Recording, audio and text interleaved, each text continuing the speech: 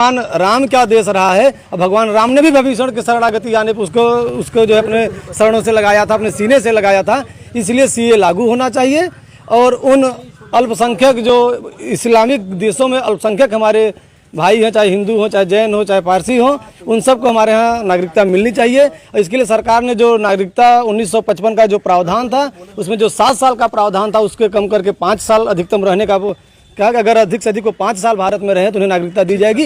यह भारत के हित में है। सीए लागू हो गया है, कैसा है, मतलब क्या विचार हैं आपके जो है? सीए का नोटिफिकेशन जारी कर दिया गया है। मैं सीए का समर्थन करता हूं और हमारे देश में, इस भारत देश में जो स्वतंत्र भारत है और लोग बाहरी एक तरीके से कह लीजिए हमारे देश में आ रहे हैं तो उनका नागरिकता दे रहे हैं तो वो ठीक है, लेकिन हमारे जो मूल भारत में ऐसी कई जातियां हैं जिसमें कि आरक्षण को लेकर उनके काफ़ी सालों से उनकी लड़ाई चल रही है। इस पर कब नोटिफिकेशन जारी करेगी सरकार? उनसे हम चाहते हैं कि जैसे गोड़ हो गई, धनगर हो गए और कई ऐसे तमाम जातियां हैं जो उनकी बहुत बड़ा मुद्दा है, उनके आरक्षण को मांग कर लेकर है। इस पर कब सरकार सुनेगी आरक्षण को लेकर? क्योंकि हम भारत मूल के हैं, हमको अपने भारत में हमारा नहीं सुना जाएगा, हमारी मांगे नहीं पूरी होगी तो बाहरी लोगों को यहाँ पर आने का क्या मतलब निकलेगा इस भारत में? मतलब जो है कुल मिला के जो है भारत के मुद्दों पे बात होनी। बिल्कुल। क्या लग रहा है, सीए लागू हो गया है, अब तो बाहरी लोगों को नागरिकता मिलेगी, हिंदुओं को? हम तो यही कहेंगे भाजपा वाले से, आप मोदी सरकार, केंद्र सरकार से, अगर आप सीए लागू किए हैं, नागरिकता संशोधन अधिनियम, हम तो ये कहना चाहते हैं, अगर आप क्या गारंटी ले सकते हैं जो बाहर से आएंगे, जो हिंदू, सिख, ईसाई, बौद्ध धर्म के लोग आएंगे, आप उन्हें रोजगार देंगे? आप उन्हें रोजगार दीजिए, गारंटी लीजिए। क्या भारत में जो हिंदू हैं क्या वो प्रताड़ित नहीं हो रहे हैं? आप ये बताइए। आप एक ब्राह्मण समाज के कानपुर में जाकर प्रशासन ने जाकर उनका मरई जल गया, उन्हें दोनों माँ और बेटी मर गई दोनों उसी में, क्या सरकार इस पर अधिनियम नागरिक किया? कौन सा सजा दे दिए कानून को? बताइए आप। ये सीए बता दिए है कि ये देश में गुमराह करना चाहते हैं लोगों को। ये भैया लोग बोले थे कि रोजगार नहीं मिलना चाहिए। मोदी जी ने क्या बोला था 2014 में आने से पहले कि हम 2 करोड़ प्रति वर्ष रोजगार देंगे। क्यों रोजगार पे बात किए थे आप? क्यों उत्तर प्रदेश में आप रोजगार की बात किए थे? लाखों लाख नौकरियाँ देंगे, कहाँ गई आपकी लाखों लाख नौकरियाँ हैं? कहाँ चले गई आपकी?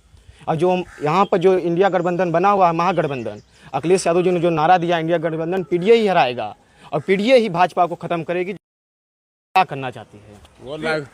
अभी भैया ने बोला कि रोड बन रहा है, उसमें नौकरियां मिल रही हैं। भैया को बताना चाहते हैं, जो अगर बंदा बीकॉम इस टाइम कर रहा है, कम से कम 3 साल का 50,000 रुपये लग रहा है सरकारी में।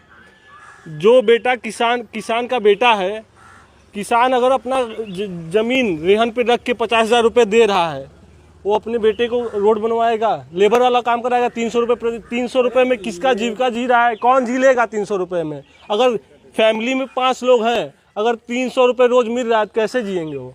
अभी भैया बोले कि रोजगार है, ये रोजगार नहीं कहा जाता, इसको बस बोलते हैं कि पेट भरना, बस रोज पेट भर रहा है, जीविका रोज डेली बस पेट भर रहा है। तो हमारे साथ बातचीत करने के लिए यहाँ सीए पर काफ़ी लोग थे और सीए पे बातचीत करते करते मुद्दा पेपर लीक और बेरोजगारी पे आ गया। भाई साहब ने कहा कि सीए की तरह उस दिन का हमें इंतज़ार है जिस दिन देश में जो मांग चली आ रही है आरक्षण की, चाहे वो गौंड का हो चाहे धनकर का हो, उनके लिए नोटिफिकेशन जारी हो। तमाम मुद्दे थे। यहाँ पे हमारे साथ लोगों ने बातचीत की। उन्होंने कहा कि इस कानून का स्वागत है, बाहर से लोग आएंगे, उनको नागरिकता दी जाएगी, लेकिन उनके रोजगार का प्रबंध सरकार कहाँ से करेगी ये भी बताना चाहिए।